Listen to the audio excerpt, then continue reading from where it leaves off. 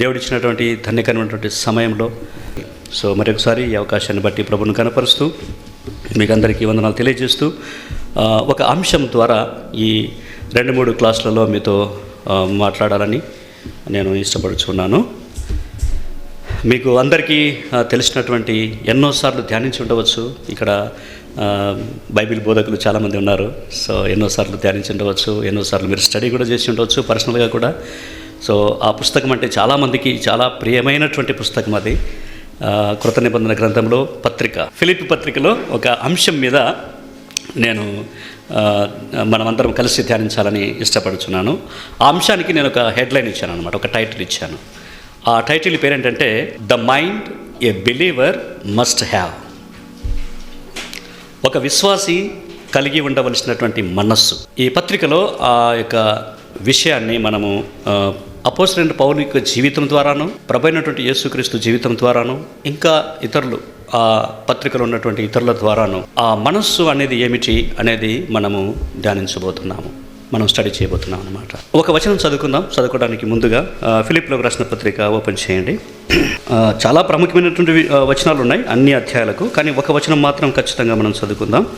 అది ఏంటంటే 2వ అధ్యాయంలో ఉన్నటువంటి మొదటి 5 వచనాలు. ఫిలిప్పీలకు రాసిన పత్రికలో ఎన్ని అధ్యాయాలు ఉన్నాయి? 4 అధ్యాయాలు ఉన్నాయి. 4 అధ్యాయాలలో నుండి మనము కొన్ని విషయాలు నేర్చుకుందాం. సంపూర్ణంగా నేను కవర్ చేయకపోవచ్చు, కానీ మొట్టమొదట ఈ ఫిలిప్పీ సంఘము ఏ విధంగా ఏర్పడిందో మీరు ఒకసారి జ్ఞాపకం చేసుకోవాలి. మీకు తెలిసిన విషయమే, ఇదేం పెద్ద కొత్త విషయమేం కాదు. ఫిలిప్పీ సంఘము అపోస్తలుడైన పౌలునకు కలిగినటువంటి ఒక గొప్ప దాని ఏమంటారంటే విజన్లు ఇది ఏర్పడిందనమాట. 2 సార్లు ఆటంకపరచబడతాడు పౌలు. తాను ఆసియాకు వెళ్ళాలనుకుంటాడు, ఆటంకపరచబడతాడు. పరిశుద్ధాత్మ పంపదనమాట, ఆటంకపరుస్తాడు. ఆ తర్వాత చివరికి వాళ్ళు మోసిదోనియా గుండా ఫిలిప్పీకి రావడం జరిగింది. అది అపోస్తల కార్యముల గ్రంథము 16వ అధ్యాయం. చూడండి ఒకసారి, ఎందుకంటే ఇది బైబిల్ క్లాస్ లాగా ఉంది కాబట్టి వాక్యాలు చూసుకోవడం కూడా మనకు ప్రాముఖ్యమే. అపోస్తల కార్యముల గ్రంథము 16వ అధ్యాయము. ఇది ఎక్కడ మనకు ఈ సంఘము ప్రారంభమైందో మనకు తెలుస్తుంది. 16వ అధ్యాయము చూడండి, 8 నుంచి 10 వచనాలు చదవండి. ఫిలిప్పీకి వచ్చారనమాట. ఎప్పుడు వచ్చారు? 2 సార్లు ఆటంకపరచబడిన తర్వాత వారు వేసినటువంటి ప్లాన్స్ అన్నీ దేవుడు వద్దని, మీ సొంత ప్లాన్, మీ సొంత ప్రణాళిక ఇవన్నీ కాదు, నేను పంపించే చోటికి వెళ్ళండి అని ఫిలిప్పీ పట్టణానికి పంపిస్తాడు. ఆటంకపరచబడడం కూడా నడిపింపే. పరిశుద్ధాత్మ ఆటంకపరచడం అనేది కూడా మనం తెలుసుకోవాలి. దేవుడు మనల్ని వద్దనేటువంటి విషయాలు కూడా మనం నేర్చుకోవాలి. అన్నీ మనం కోరుకున్నట్టుగానే, మనం ఆశించినట్టుగానే జరిగిపోతూ ఉంటే మనం నేర్చుకోలేము విషయాలు. మనం ప్రార్థించిన వెంటనే మనకు జవాబు దొరికిపోతూ ఉంటే మనం నేర్చుకోలేము. మనం ఆటంకపరచబడటం కూడా, వద్దని చెప్పటం కూడా, to receive no from God is also God's will. మనం ఎప్పుడు కూడా ఎస్ కొరకే ఆశపడతాం అనమాట. మనది పలానా అడిగితే God should say yes, okay అనాలన్నమాట. దేవుడు ఓకే అనాల. కానీ నో అని చెప్పడం కూడా, ఒక భక్తుడు ఏమంటాడంటే 2 answers from God. Yes also is an answer and no also is an answer. మనం నో చెప్తే అంత రిలాక్స్గా ఫీల్ కామన్నమాట. ఇక్కడ వద్దని చెప్పడం, ఆటంకపరచడము. దేవుని ప్రణాళిక ఎక్కడ ఉందంటే ఫిలిప్పీ పట్టణంలో ఉంది. ప్రియులారా, దేవుని యొక్క ప్రణాళిక ప్రకారము సువార్త ప్రకటించడం, అక్కడ సంఘము స్థాపించబడటం అనేది అది అభివృద్ధిలోనికి వస్తుంది. ఫిలిప్పీ పట్టణంలో ఉన్నటువంటి ఫిలిప్పీ సంఘము అభివృద్ధిలోనికి వచ్చింది. ఈ పట్టణంలో సువార్త ప్రారంభము, సంఘ ప్రారంభం అనేది జరుగుతుంది. ఇదే 16వ అధ్యాయంలో 3 ప్రాముఖ్యమైనటువంటి వ్యక్తులు రక్షించబడతారు. మొట్టమొదటిగా 16వ అధ్యాయము 13 నుండి 15వ వచనం వరకు చూస్తే, ఏషియన్ బిజినెస్ ఉమెన్, ఆమె పేరు లుదియా. గుర్తుపెట్టుకోండి, లుదియక్క అక్కడ రక్షించబడింది. ఈమె షీ సేవ్డ్ ఫ్రమ్ జుడాయిజం, యూదా మతాన్ని నుండి ఈమె రక్షించబడింది, సేవ్డ్ ఫ్రమ్ జుడాయిజం. రెండవదిగా గ్రీక్ సూత్ సేయర్, ఆయన ఏమంటారు తెలుగులో? మీరు కూడా కొంచెం చెప్పండి. సోద చెప్పేటవాడు కూడా రక్షించబడతాడు అనమాట, Greek soothsayer. He saved from demonism. సోద చెప్పే అమ్మాయి కదా ఆమె. షీ సేవ్డ్ ఫ్రమ్ డెమోనిజం, దయాల భూతాల నుండి రక్షించబడింది అన్నమాట. మూడవది రోమన్ జైలర్, రోమన్ ఉన్నటువంటి ఒక జైలు అధికారి రక్షించబడతానమాట. గాడ్ సేవ్డ్ హిమ్ ఫ్రమ్ ఎంపీరియరిజం, రాజు ఆజ్ఞనే ఆజ్ఞ అన్నమాట. అది దాన్ని ఎంపీరియరిజం అంటారు, రాజు చెప్పిందే మాట. రాజు యొక్క సామ్రాజ్యం అనమాట. 16వ అధ్యాయము 13వ వచనం నుండి 15వ వచనం వరకు లూదియా, 16వ వచనం నుండి 18వ వచనం వరకు సోదె చెప్పేటువంటి ఆ చిన్నది. తర్వాత రోమన్ జైలర్ 16వ అధ్యాయం 19-20 వచనాల్లో మనము ఆ మాట చూస్తాం. మనం అనుకుందాం వీళ్ళు రక్షించబడిన తర్వాత ఇక్కడ ఈ సంఘము ప్రారంభించబడింది. దేవునికి స్తోత్రం. అలాగే సంఘాలు స్థాపించబడతాయి. మేము ఉత్తర భారతదేశానికి వెళ్తాం, అంటే చాలామంది ఉత్తర భారతదేశానికి వెళ్ళారు. అక్కడ ఎవరో ఎక్కడో ఏమో మాకేం తెలియదు, రక్షించబడతారు. ఒక ఆత్మ రక్షించబడుతుంది, 2 ఆత్మలు రక్షించబడతాయి. ఇట్లా ఇలా ఇలా ఇలా దేవుడు కార్యాలు జరిగిస్తాడనమాట. యెహోషువకు చెప్పినటువంటి వాగ్దానం ఎప్పుడు గుర్తొస్తుంది? నీవు అడుగుపెట్టు ప్రతి స్థలాన్ని నేను నీకు ఇస్తా అన్నాడు. అబ్రహాంతో అన్నాడు, నువ్వు ఉత్తరం వైపు చూడు, దక్షిణం వైపు చూడు, తూర్పు వైపు చూడు, పడన వైపు చూడు, ఎంత దూరం నీ కనుదృష్టి సాగుతుందో అంత దూరం నేను నీకు ఇస్తాను అన్నాడు అనమాట. ప్రభు అన్నాడు, కన్నులెత్తి చూడండి, కన్నులెత్తి పొలాన్ని చూడండి, పంటకు వచ్చి ఉన్నాయి, కోతకు వచ్చి ఉన్నాయి, అవి చూడండి, మీ అడుగు వేయండి. God's promise, I will give you this land. Abraham తాను వెళ్ళేటువంటి దేశం ఆయనకు తెలియదు, ఎక్కడ వెళ్తున్నాడో. నేను నీకు ఇచ్చు దేశంకి వెళ్ళమనండి, ఇచ్చేటువంటి దేశం ఏదో తెలియదు అనమాట. వెళ్ళిన తర్వాత this is what I'm going to give you, ఇది నేను నీకు ఇవ్వబోతున్నాను, నీకు నీ సంతానానికి నేను ఇవ్వబోతున్నాను. నేను ఒక భక్తుడు మాట్లాడుతూ, అబ్రహాం కనాన్ దేశానికి వచ్చినప్పుడు, కనాన్ దేశం అనేది యాక్చువల్గా ఇట్స్ కర్స్డ్ కంట్రీ అనమాట. కనాన్ శపించబడిన వాడేనా? ఆయన వచ్చింది షేమ్ దేశంలో నుండి అన్నాడు. షేమ్ దేశము ఆశీర్వదించబడినటువంటి దేశం. ఆశీర్వదించబడినటువంటి స్థలం నుండి శపించబడినటువంటి స్థలానికి వచ్చాడు. శపించబడిన స్థలానికి వచ్చిన తర్వాత శపించబడినటువంటి స్థలము అబ్రహామును బట్టి చెప్పాలి ఆశీర్వదించబడి. మనల్ని దేవుడు ఎక్కడికి పంపిస్తాడో మనం ఎక్కడ అడుగు పెడతామో, అవి శపించబడినవైనా, అవి తృణీకరించబడినటువంటివైనా, అవి అంధకారంతో ఉన్నటువంటివైనా సరే దేవుడు ఆశీర్వదిస్తాడు. అందుకే మనల్ని దేవుడు ఆశీర్వాద కారకులుగా చేశాడనమాట.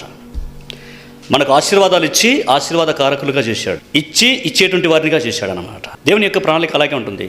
మనము మన యొక్క మనసును బట్టి దేవుడు యొక్క ఆ విధమైనటువంటి కార్యాలు చేస్తూ ఉంటాడు అనమాట. వీడు ఇతరులకు ఇవ్వగలడు అని ప్రభు అనుకుంటే అవి నీ దగ్గరికి పంపిస్తాడనమాట. వీడు ఎవరికి ఇవ్వడు అనుకుంటే కనుక అవి రావు. సో ఎనివే, ఇది సంఘం యొక్క స్థాపన గురించి మనం చూస్తాం. సిటీ గురించి, ఫిలిప్పి పట్టణాన్ని గురించి. ఫిలిప్పి పట్టణాన్ని గురించి హిస్టరీ ప్రకారము it was founded by Philip, మాసిదోనియాకు చెందినటువంటి ఒక ఫిలిప్ అనమాట. ఆయన పేరు మీదనే ఈ పట్టణము పేరుగాంచబడింది. ఈ Philip he was the father of Alexander, the Great అలెగ్జాండర్కి తండ్రి అనమాట. 357వ సంవత్సరంలో హిస్టరీ ప్రకారము దీనికి ఫిలిప్ అనేటువంటి పేరు పెట్టడము జరిగింది. ఇప్పుడు ఫిలిప్లోకి రాసిన పత్రిక పౌలు ఎక్కడి నుండి రాస్తున్నాడు? రోమాలో నుండి రాస్తున్నాడు. అఫ్ కోర్స్ చెరసాల్లో ఉన్నాడు ఆయన. రోమాలో నుండి రాస్తున్నాడు. ఫిలిప్పి పట్టణానికి రోమాకు మధ్య దూరం ఎంత అంటే 700 మైళ్ళు, 700 మైల్స్. ఎన్ని కిలోమీటర్లు వస్తుంది 700 మైల్స్ అంటే? 1.85 kilometres is equal to 1 mile. అంటే దాదాపు 1200 కిలోమీటర్లు, 1050 కిలోమీటర్ల దూరంలో అనుకోండి, చూచాయిగా అంత దూరంలో ఉందన్నమాట. పౌలు అక్కడి నుండి ఫిలిప్పి పట్టణానికి లెటర్ వస్తుంది. ఈ నెలలో వాట్సాప్ ఈ ఎలక్ట్రానిక్ మీడియా లేదనమాట. టక్ మన కొట్టేస్తే అక్కడికి వెళ్ళిపోతుంది అని. మొత్తం ఇన్ని పేజీలు పెడుతున్నారు వాట్సాప్లలో, మొబైల్ బ్లాక్ అయిపోతుంది. ఫిలిప్పి పత్రిక అంతా పౌలు వాట్సాప్లో పెట్టినట్టు అనుకో, చాలా ఎక్కువ స్పేస్ ఆక్రమిస్తుంది అనమాట. అఫ్ కోర్స్ లేవు అప్పుడు. ఈ పత్రిక ఎవరి ద్వారా పంపిస్తాడు? ఎపఫ్రొదితుస్ ద్వారా పంపిస్తాడు అనమాట. ఎపఫ్రొదితుస్ అక్కడికి ఎందుకు వచ్చాడు? ఇవన్నీ మీరు జస్ట్ మనం స్టడీ చేస్తున్నాం కదా. ఎపఫ్రొదితుస్ అక్కడికి ఎందుకు వచ్చాడు? పౌలు దగ్గరికి క్షేమ సమాచారాలు ప్లస్ ఈవి తీసుకెళ్తాడు అనమాట. ఫిలిప్పు సంఘం నుండి పౌలు దగ్గరికి ఈవి తీసుకుని వెళ్తాడు అనమాట. అక్కడ ఆయన రోగి అవుతాడు, ఆయన ఆరోగ్యం పాడవుతుంది అక్కడ. సో మరలా పౌలు ఎపఫ్రొదితుస్ ద్వారా ఈ ఉత్తరం పంపించినట్లుగా మనం చూస్తాం. సో పౌలు పబ్లిక్గా ప్రకటించడానికి అవకాశాలు లేవు, కానీ ఈ విధంగా ఉత్తరాలు రాయడానికి అవకాశం ఏర్పడింది. It was the one of the circumstances God used. Circumstances అనేటివి మనము అభివృద్ధిలోనికి రావడానికి దోహదపడతాయి. వాటికి మనం భయపడకూడదు. అవి ఆ పరిస్థితులను దేవుడు మన కొరకు, అంటే ఆయన మహిమ కొరకు ఉపయోగించుకుంటాడు. అవి ఏ పరిస్థితులైనా సరే, అది జైలైనా సరే, ఏదైనా సరే, హింస అయినా, ఉపద్రవమైనా, కరువైనా, కాటకమైన, అనారోగ్యమైన, ఏదైనా సరే, మరణమైనా సరే. పేతుని గురించి ప్రభు మాట్లాడుతూ అతడు ఎట్టి మరణము పొందవలసి ఉండను అతడు ఎరిగి ఈ మాట చెప్పాడు. మనం ఎట్టి మరణము పొందబోతున్నామో ప్రభువుకు ముందుగానే తెలుసు. ఆ మరణం ద్వారా కూడా దేవుని మహిమపరుస్తాం మనం. సో పౌలు ఇక్కడ జైల్లో ఉంటూ, రోమాలో ఉంటూ ఫిలిప్పీకి పత్రిక వ్రాస్తున్నట్లుగా మనం చూస్తున్నాం. అంటే దాదాపు 10 years ఆఫ్టర్ 10 years ఈ పత్రిక, అంటే మొదటిసారి ఫిలిప్పీకి విజిట్ చేసిన అప్పటి నుండి ఇప్పటి వరకు ఈ ఉత్తరం రాస్తున్న సమయానికి 10 సంవత్సరాలు దాటిపోయినాయి అన్నమాట. 10 సంవత్సరాలు గడిచిపోయినాయి. 10 సంవత్సరాల తర్వాత ఫిలిప్పీ పట్టణానికి ఈయన లెటర్ రాస్తున్నాడు. ముందుగానే చెప్పాను కదా, ఆయన చెరసాల్లో ఉన్నప్పుడు సంఘము ఆయనకు ఏవి పంపించింది. ఈ సంఘం వారు, ఫిలిప్పీ సంఘం వారు ప్రాముఖ్యంగా ముందుగా కూడా, అంటే చెరసాల్లో ఉన్నప్పుడు కంటే ముందుగా కూడా పౌలుకు ఆర్థిక సహాయం చేస్తూ వచ్చింది. తెస్సలోనికలో ఉన్నప్పుడు కూడా పంపించారు ఇవి 2 సార్లు, అంటే 2 సార్లు, మిగతా 2 సార్లు కూడా ఇవి పంపించినట్లుగా మనం చూస్తాం. పౌలు కృతజ్ఞత తెలియపరుస్తూ కూడా ఈ ఉత్తరం రాస్తాడనమాట. అంటే ఈవిని ఆశించి నేను రాయటం లేదు కానీ అన్నాడు పౌలు. తర్వాత నేను ఈవిని ఆశించి ఇలాగ చెప్పడం లేదని అన్నాడు, కానీ కృతజ్ఞత మాత్రం తెలియజేశాడు. Is very thankful to the Philippian church for the gift they have sent to him. So వెరసి ఈ మాటలలో మనం చూస్తే ఫిలిప్పీ పత్రిక it's like a thank you note, thank you letter. Philippi పత్రిక it's like a thank you letter, number 1. Number 2, a good news report about Epaphroditus health. Epaphroditus ఆరోగ్యాన్ని గురించినటువంటి మంచి రిపోర్ట్ వాళ్ళకి పంపిస్తున్నాడు అనమాట. ఎపోఫ్రొదితుస్ అనారోగ్యంగా ఉన్నాడు కానీ, సో ఇప్పుడు ప్రభు కృపను బట్టి అతను బాగా అయినాడు, నాకు కూడా కొంచెం నెమ్మది కలిగింది అని ఉత్తరం రాస్తున్నాడు అనమాట. Paul is very concerned about his coworkers. తనతో పనిచేసేటువంటి సేవకులతో చాలా కన్సర్న్ కలిగినటువంటి వాడుగా పౌలు కనపడతారు. మూడవదిగా ప్రాముఖ్యమైనటువంటి విషయం ఏంటంటే ఈ పత్రికలో the secret of his happiness he's sharing with the Philippians.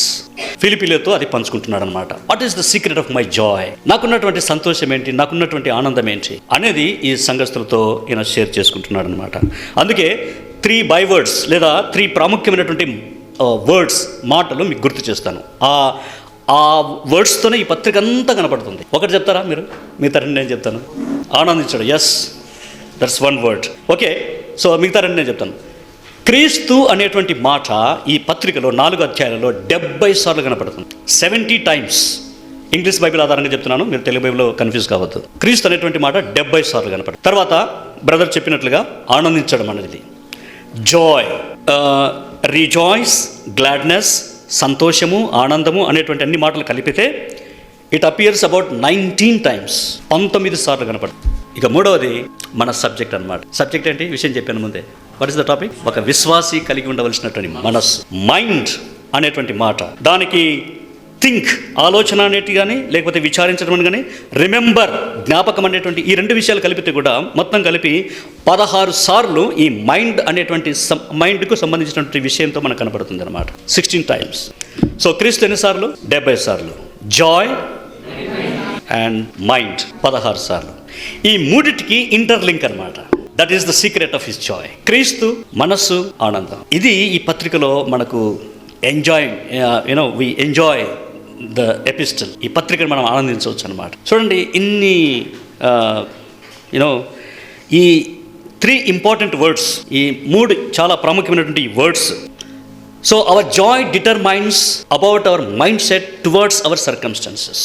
మన పరిస్థితులకు మనం ఏ విధంగా మన ప్రతిక్రియను తెలియజేస్తున్నామో, మన మనస్సు ఏ విధంగా స్పందిస్తుందో క్రీస్తును బట్టి మనం వాటిని చూడగలిగితే definitely there is a joy. పరిస్థితులను మనం క్రీస్తుతో కూడా చూసినట్లయితే మనకు ఆనందాన్ని ఇస్తుంది. Of course Christ himself is the main personality for our rejoicing. మన సంతోషానికి, ఆనందానికి కారణము. So our joy determines our attitude towards circumstances మొదటి అధ్యాయంలో పరిస్థితులు. 2వ అధ్యాయంలో our joy determines our attitude towards people, మనుషులతో మన యొక్క వైఖరి, ప్రజలతో మన యొక్క వైఖరి. In 3rd chapter our joy determines towards things, వస్తువులు. And 4th chapter our joy determines our attitude towards worry, చింత. అంటే ఇప్పుడు మొదటి అధ్యాయంలో ఏమున్నాయి? సర్కమ్స్టెన్సెస్ ఉన్నాయి. 2వ అధ్యాయంలో ప్రజలు ఉన్నారు. 3వ అధ్యాయంలో థింగ్స్, వస్తువులు ఉన్నాయన్నమాట. 4వ అధ్యాయంలో వరీ, చింత ఉంది కదా. ద అన్యూజువల్ థింగ్ ఏంటంటే ఇక్కడ ఈ పత్రికలో Paul has no reason to rejoice. ఆయన రోమా జైల్లో ఉంటూ ఆయన ఆనందించడానికి అనుకూలించేటువంటి విషయాలు ఏమి కూడా లేవు. ఉన్నాయా? వెళ్ళి చూడండి ఒకసారి జైల్లో ఉన్నటువంటి వాళ్ళు. యూ టచ్ ఎనీబడి, ఎవరినన్నా అడగండి, ఏం బాబు ఎట్లా జైలుకి వచ్చినాడు, ఇంకా ఏమేమో చెప్తారనమాట. నా మీద వేసినాడు వాడు నేరమంతా, తప్పంతా నా మీద మోపినాడు, నేనేం చేయలేదు, అది చేయలేదు, ఎన్నెన్నో చెప్పుకుంటారు అనమాట. లేకపోతే ఇంకా ట్రూ వాస్తవికాలు ఏవేవో ఉంటాయి. మర్డర్ చేసిన వాళ్ళు, వ్యభిచారం చేసిన వాళ్ళు, దొంగతనాలు చేసిన వాళ్ళు, లూటీ వాడు చేసిన వాళ్ళు అందరూ ఉంటారు అన్నమాట. అంతేకాకుండా ఎంత చేసినా కానీ సరే జైల్లో ఉండేటువంటి వాళ్ళు సంతోషంగా అంటారా? Absolutely no. దానికి అవకాశమే లేదు. జైల్లో ఉండేటప్పుడు సంతోషంగా ఆనందంగా ఉండటానికి thank God Mera Parivar say my Butch Gaya అని రారనమాట. నా కుటుంబం నుండి బయటపడినాను ప్రభు అనుకోరు అనమాట. నా కుటుంబ భార్య పిల్లల నుండి బయటపడినాను నేను అనుకుంటారా? కొంతమంది అంటారు నా ఇంట్లో నాకు జైలు అంటారు అనమాట. నా ఇంట్లో నాకు జైలు. ఇంటికి పోవద్దు కదా చాలామందికి. ఇంటికి లేట్గా వెళ్తారనమాట. ఇంటికి వెళ్తే మళ్ళీ గొడవ ఎందుకు కానీ ఇక్కడే ఉంటారనమాట. అది ఒక జైల్లాగా భావిస్తారు. సో జైల్లో ఉండేటోళ్ళకి సంతోషం ఉండదు. But even for Paul also if you look at those circumstances what are there with him, ఆయనకున్నటువంటి పరిస్థితులు చూస్తే absolutely there is no reason for him to rejoice. ఆయనకు ఆనందించడానికి ఏ కారణం కూడా లేదు. సంఖ్యలు పడ్డాయి, జైల్లో ఉన్నాడు. రోమా ఇంప్రిజన్మెంట్లో ఆయనకు కేసు నడుస్తే కనుక ఆయనకు వాదాలు జరిగిన తర్వాత either he can be delivered are can be beheaded. ఆయనను దోషిగానైనా నిలబెట్టచ్చు, నిర్దోషిగానైనా నిలబెట్టచ్చు, ఏదైనా చేయొచ్చు అనమాట. This all is going to happen very soon. It is going to happen. చాలా త్వరగా ఈ విషయాలను జరుగుతాయి అన్నమాట. సో అలాంటి ఆలోచనలతో ఉన్నటువంటి పౌలు ఆనందించమని ఉత్తరం రాయడం అనేది కొంచెం ఆలోచించవలసిన విషయం. He was Roman prisoner.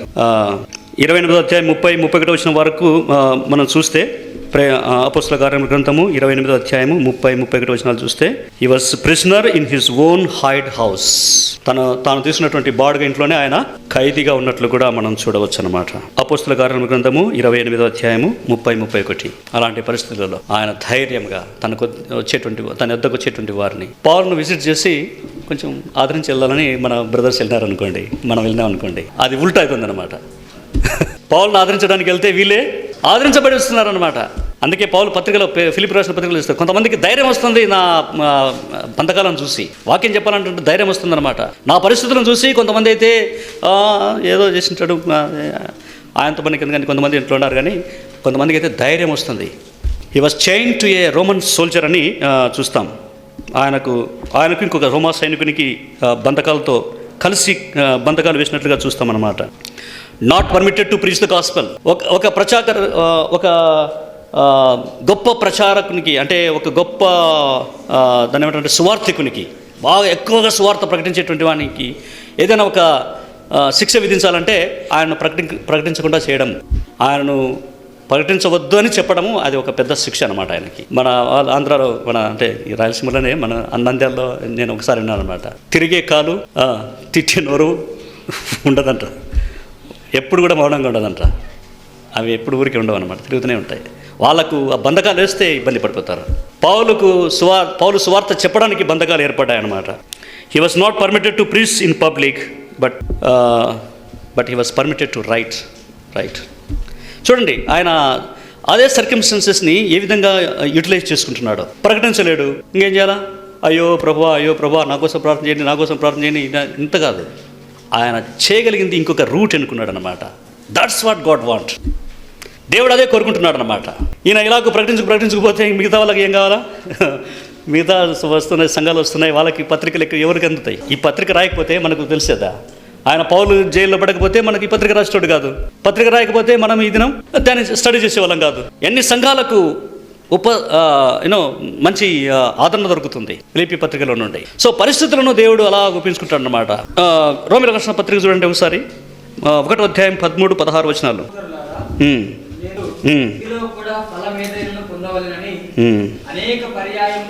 అనేక పర్యాయాలు మీ యొద్దకు రాను, రోమాకు వెళ్ళాలని పౌలు ఎన్నోసార్లు అనుకున్నాడు అనమాట. మీరు అనుకున్నట్టు నార్త్ ఇండియాకి వెళ్ళాలని ఇంకా రాలేదు అనుకున్నారా ఎవరన్నా? నార్త్ ఇండియాకి వెళ్ళాలని పౌలు కూడా ఎన్నోసార్లు అనుకున్నాడు అనమాట. రోమాకి వెళ్ళి నేను సువార్త ప్రకటించాలని ఎన్నోసార్లు ఆటంకపరచబడుతుంది. నేను రుణస్థుడను. ఎందుకు నేను ఎలా అనుకుంటున్నాను రోమాకి? మీరు రుణస్థులు, నేను రుణస్థుని. We're living in safe, brother చెప్పినట్టు we're safe in safe places, very safe.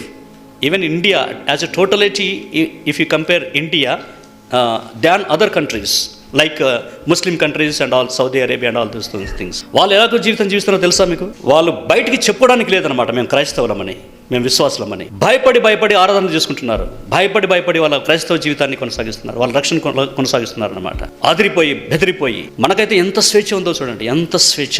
ఆదివారం శుభ్రంగా మనం స్నానాలు చేసి మంచి బట్టలు వేసుకొని సంఘాలకు వెళ్తాం, ఆరాధన చేస్తాం, దానికి కూడా కొంతమందికి ప్రాబ్లమ్స్. బైబిల్ స్టడీ చేసుకుంటాం, మనకు స్వేచ్ఛ ఉంది. రోమాకు వెళ్ళాలని మరి చదవండి బ్రదర్. అన్ని జనులలో కూడా నేను రుణస్థుడనని ఇండైరెక్ట్గా ఏం చెప్తున్నా అంటే రోమాలో ఉన్నటువంటి వారికి చెప్తున్నాను, నేను మీకు రుణస్థుడను కాబట్టి నేను రావాలనుకుంటుంటే, కానీ అనేక సార్లు ఆటంకపరచబడ్డాను. రోమాలోని మీకును సువార్త ప్రకటించుటకు సిద్ధంగా ఉన్నాను. ఒకటి, ఐ ఆమ్ డెప్టర్. నంబర్ 1, నేను రుణస్థుడను. నేను దేనికి రుణస్థుడను? వాక్యం చెప్పేటైనా రుణస్థుడు అని రాసుకోండి. మీరు పొరపాటున నేను రుణస్థుడను అని రాసుకున్నారు అనుకోండి. నేను రుణస్థుడను number 1. Number 2, I am ready. I am debtor, I am ready. ఇంకా ముందు చదవండి. సువార్తను గురించి నేను సిగ్గుపడువాడను కన్నా ఐ ఆమ్ నాట్ అషేమ్డ్. 3 మాటలు. రోమాకు వెళ్ళాలని ఉంది ఆశ. 3 మాటలు తెలియజేస్తున్నాడు అన్నమాట పౌలు. మొట్టమొదటి ఏంటి? నేను రుణస్థుడను. రోమాకు వెళ్ళినా వెళ్ళకపోయినా, నేను చెప్తున్నాను, మాసిదోనియాకి వెళ్ళినా వెళ్ళకపోయినా, లేకపోతే ఉత్తర భారతదేశానికి వెళ్ళినా వెళ్ళకపోయినా, మీరున్న చోట, మీరు ఏ స్థితిలో ఉన్నారో, ఏ పరిస్థితిలో ఉన్నారో, ఏ జాబ్లో ఉన్నారో, ఏ ఉద్యోగంలో ఉన్నారో, ఏ బిజినెస్లో ఉన్నారో, ఎక్కడ నివాసం చేస్తున్నారో, అక్కడున్నటువంటి వారికి, ఇరుప్రక్కల వారికి, ఇరుగు పొరుగు వారికి మనం అందరము రుణస్థులమే. అయ్యో, స్వార్థ ప్రకటింపకపోయిన ఎడల నాకు శ్రమ. He was not comfortable from inside. మీకు ఎప్పుడన్నా మీకు అనుభవం వచ్చిందా? ఉదయకాలం బైబిల్ చదవకుండా మీరు ఆఫీస్కి వెళ్ళినారు అనుకోండి, ఏమైనా అనిపిస్తుందా లోపల? అనిపిస్తుందా? నేను చాలాసార్లు ఎక్స్పీరియన్స్ చేశాను. అసలు బయటికి వెళ్ళబుద్ధి కాదు నాకు వాక్యం చదవకుంటే. కనుక వాక్యం చదవకుండా, ప్రార్థన చేసుకోకుండా దినాన్ని ప్రారంభించినట్లయితే, ఇంకా ఏదైనా పని మీద బయటికి వెళ్ళాల్సింది వస్తే అసలు కాల్ రావన్నమాట. ఏంటి ప్రభు దగ్గర సమయం గడపకుండా బయటికి వెళ్ళడం ఏంటి? ప్రభుతో మాట్లాడకుండా ఫోన్లు చేసి గంటలు వేరే వాళ్ళతో మాట్లాడడం ఏంటి? మనము ప్రభు సన్నిధిలో సమయం గడపకుండా దిన ప్రారంభంలో మన కార్యక్రమాలన్నీ మనం ప్రారంభించుకుంటూ వెళ్ళిపోతే, మీకు even end of the day also you will not get time. This another experience. Through out the day you will not get time. You will run short of time to come to the presence of God. అందుకే ఉదయకాలమున ఏమున్నా ఏం లేకపోయినా, ఎవరు లేచినా లేవకపోయినా, ఏ పని ప్రారంభంలోనైనా ఎవరితో మాట్లాడవలసిన పరిస్థితి ఉన్నా సరే, ఎంత ప్రాముఖ్యమైన వారితో మాట్లాడవలసిన పరిస్థితి ఉన్నా సరే, మొట్టమొదట ప్రభు సన్నిధికి రావాలి, ప్రభువుతో మాట్లాడాలి, ప్రభువు మనతో మాట్లాడాలి. ప్రార్థన ద్వారా మనం ప్రభుతో మాట్లాడతాం, వాక్యం ద్వారా ఆయన మనతో మాట్లాడతాడు. మనం ఇద్దరం కొంతసేపు మాట్లాడుకొని ఆ తర్వాత ఎవరితోనైనా మాట్లాడతాం. ఒక నిర్ణయం, చిన్న నిర్ణయం. ఈ చిన్న నిర్ణయము మనను పెద్ద పెద్ద కార్యాల కొరకు దేవుడు ఉపయోగించుకుంటాడు. అందరూ చేసినటువంటి చిన్న చిన్న నిర్ణయాలే. నేను రుణస్థుడను, నేను సిద్ధంగా ఉన్నాను. అయ్యో, సువార్త ప్రకటించకపోయిన ఎడల నాకు శ్రమ. సువార్త ప్రకటించవలసినటువంటి బాధ్యత ఎవరిది చెప్పండి? సువార్థికులదా, విశ్వాసులదా? కొంచెం గట్టిగా చెప్తే బాగుంటుంది. అందరిది, నాది కాదు అనుకుందాం. అలా ఒకసారి అనుకుందాం. సువార్త ప్రకటించవలసినటువంటి బాధ్యత అందరిది, నాది కాదు. మనం ఇప్పుడు దానికి రివర్స్ చెప్తాం. సువార్త ప్రకటించవలసినటువంటి బాధ్యత నాది. ఒకసారి వాక్యం వింటప్పుడు ఏం చెప్పినా అంటే, ఒక భక్తుడు ఒక భిక్షగాడు ఇంకొక భిక్షగాని దగ్గరికి వెళ్ళి చెప్తాడనమాట, అక్కడికి వెళ్ళు, నీకు భోజనం బాగా దొరుకుతుంది అని చెప్తాడు. నేను కడుపు నుండి తిరిగినాను, నీ కూడా వెళ్ళు, అక్కడ నీకు భోజనం బాగా దొరుకుతుంది. అంటే ఒక గుడ్డివాడు, మొదట నేను గుడ్డివాడిగా ఉంటుంది, ఇప్పుడైతే నేను చూస్తున్నాను. ఒకరితో ఒకరు సువార్త చెప్పడమే. ఇంటింట అనేటువంటి మాట అపోస్తల కార్యం ప్రారంభంలో చూస్తామన్నమాట. 1-to-1 gospel, house to house visit, person to person, I to eye contact. మీకు ఎప్పుడు ఇట్లాంటి కాన్ఫరెన్స్లే, పెద్ద సభలే కావాల్సిన అవసరం లేదనమాట. ప్రభు యొక్క వాక్యం చెప్పడానికి, సువార్త చెప్పడానికి. నీతో కలిసి వెళ్తున్నటువంటి నీ కోలీగ్, నీ ఫ్రెండ్, లేకపోతే నీతో పనిచేస్తున్నటువంటి వాళ్ళు, మన ఇంటికి వచ్చే పని అమ్మాయి, పని మనిషి ఎవరైనా ఉంటే, అమ్మా నువ్వు ప్రభువుని గురించి, యేసుప్రభుని గురించి ఎప్పుడన్నా విన్నావా? ఒక మాట, ఈ మాత్రం మనం చెప్పాలి. నేను సిగ్గుపడవాడను కాను. 3వది, నేను సువార్త ప్రకటించడానికి సిగ్గుపడవాడను కాను. అంటాడు, మొదలు పెడతాడు అనమాట సువార్త గురించి. అంటారు కదా కొంతమంది, ఈయన ఏం చూడాడు, వెనుక చూడాడు, ముందు చూడాడు, సువార్తనే చెప్తాడు. అట్లాంటి వాడేమో పౌలు. నేను సిగ్గుపడవాడను కాను. ఒకసారి నేను భువానంగల్ అనేటువంటి ఒక విలేజ్ ఉందన్నమాట. ఆ విలేజ్లో మాట్లాడుతూ, ప్రార్థన చేసుకోవడానికి మీకు ఎంత స్థలం కావాలి చెప్పండి? ఎంత స్థలం కావాలి? Uncomfortable zones, uncomfortable places we experience. ప్రార్థన చేసుకోవాలని అనిపించదు అనమాట. ఒకసారి స్థలాలు అట్లుంటాయి. కానీ ప్రార్థన చేసుకోవడానికి స్థలము మనకు 2 మోకాలు వంచడానికి స్థలం దొరికితే చాలన్నమాట. మన 2 మోకాలు వంచగలిగితే ఇంత స్థలం మనకు చాలు ప్రార్థన చేయడానికి. సువార్తను గురించి నేను సిగ్గుపడవాడను కాను.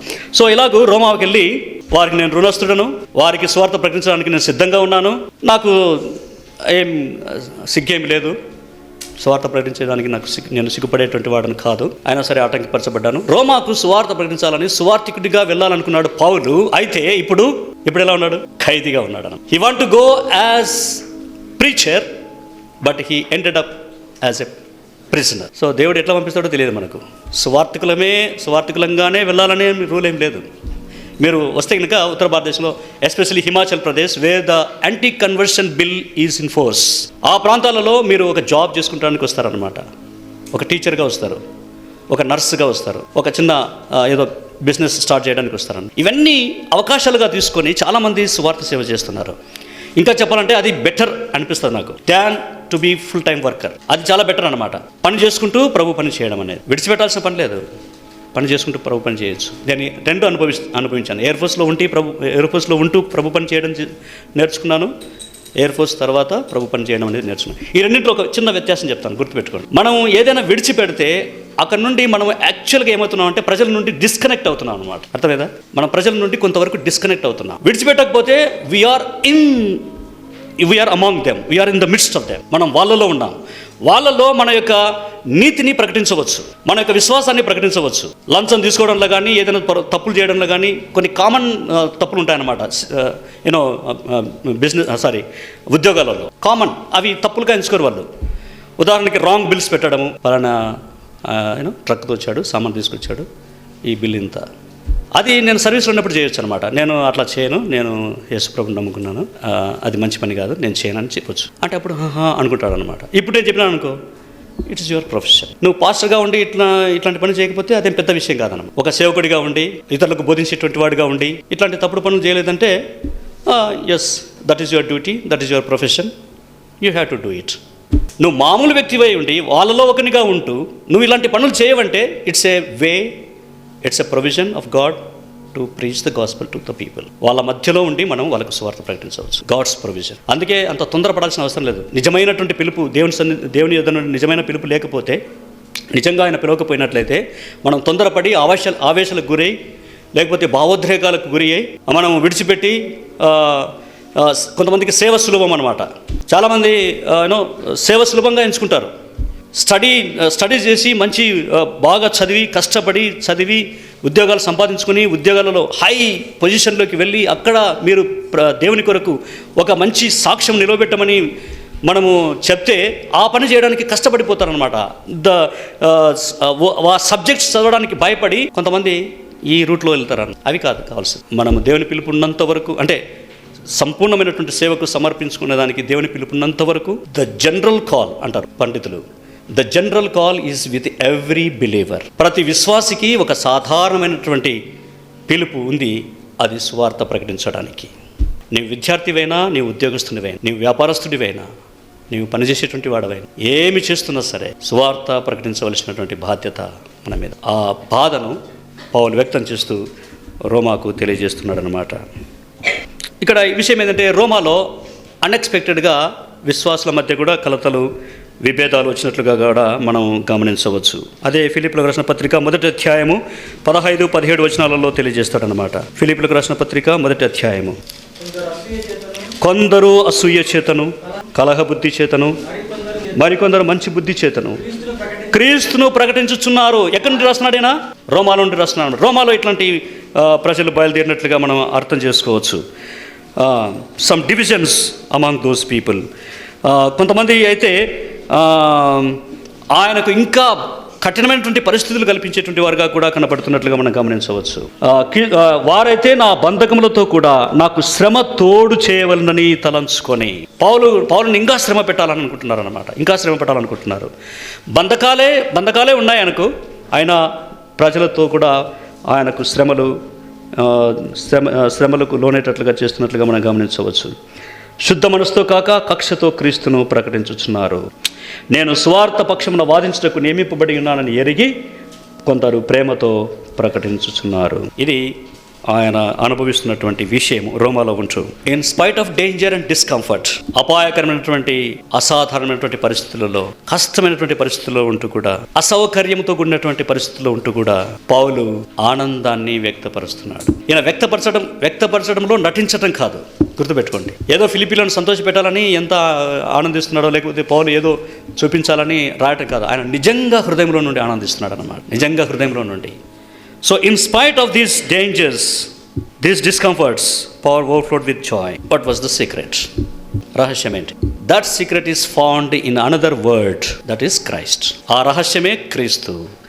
ఆ రహస్యమే ఈ పరిస్థితులకు ఆయనకున్నటువంటి వైఖరి, దట్స్ మైండ్. పరిస్థితుల వైపు నీ మనస్సు ఏ విధంగా స్పందిస్తుందో పరిస్థితుల మీద, దాన్ని బట్టి క్రీస్తుతో కూడా సరిపోల్చుకుంటూ చూసుకుంటే మనకు రియల్ జాయ్ అనేది వస్తుంది. అప్పుడు మనకు పరిస్థితులు కాదు, కష్టాలు కాదు, కన్నీళ్లు కాదు కనపడేది, మనకు సంతోషము, ఆనందము కలుగుతుంది ప్రభువును బట్టి. So finally in the secret of Christian Joy is found in the way the believer thinks. ఈ ఆనందానికి ఉన్నటువంటి రహస్యం ఏమిటంటే నీవు ఏ విధంగా ఆలోచిస్తున్నావు, ఏ విధంగా నీ మనస్సు ఉంది దాని మీద. ఒక మాట చదవండి, సామెతల గ్రంథము 23వ అధ్యాయం. సామెత గ్రంథము 23వ అధ్యాయము 7వ వచనం. హృదయంలో నుండి వచ్చు మాట కాదు.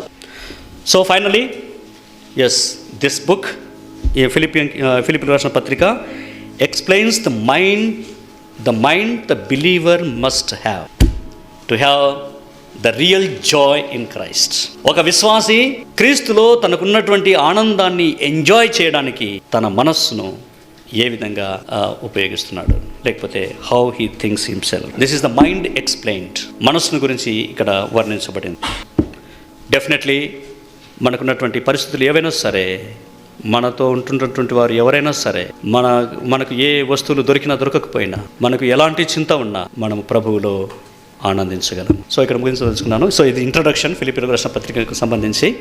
సో నెక్స్ట్ క్లాస్లో మనము మిగతా విషయాలను మనం చూసుకుందాం.